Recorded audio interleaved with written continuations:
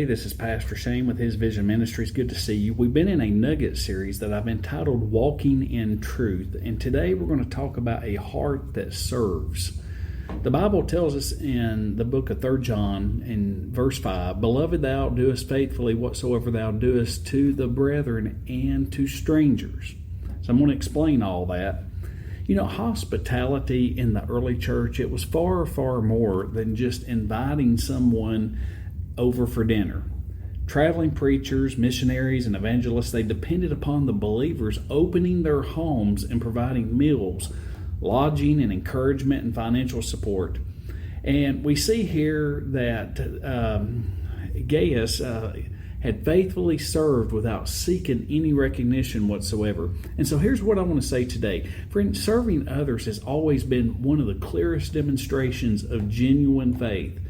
Jesus himself washed his disciples' feet, and what he was doing was he was teaching that greatness in God's kingdom, that is the kingdom of God, is measured simply by humility rather than position.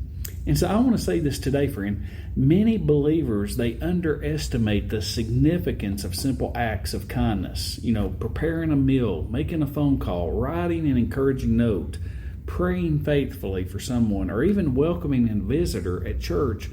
All those things may seem ordinary, but yet God often uses ordinary acts for one purpose, and that is simply to accomplish extraordinary purposes. And so, you know, this pastor here that's mentioned in this book probably never preached to large crowds. He probably never performed any type of miracles, obviously, but yet his generosity has strengthened those who did. Every missionary that he encouraged continued proclaiming the gospel. Why was that? Simply it was because someone faithfully stood beside them. And that same principle remains true even today. Every church ministry depends upon faithful servants whose names may never appear on any platform. Maybe it's nursery workers, greeters, musicians, people that do maintenance or volunteer for maintenance or for a building program, teachers, generous givers, all contribute to God's kingdom work. And you know, today we live in a culture, and our culture celebrates visibility. And that's really a sad thing. But heaven, I want you to know right now, celebrates faithfulness.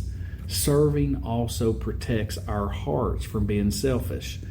Pride is one of the biggest things that I really see in today's society. And it constantly whispers, what about me? And so Christ continually reminds us, how can I help someone else? You know, friend, every single opportunity to serve, that becomes an opportunity to resemble Jesus. Perhaps there's someone around you that's desperately needing encouragement. I don't know who that is. I know that there's people in my life that I try to find and encourage on a daily basis.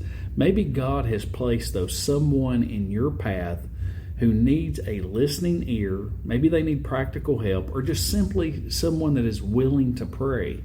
Friend, never underestimate how God can use your willingness.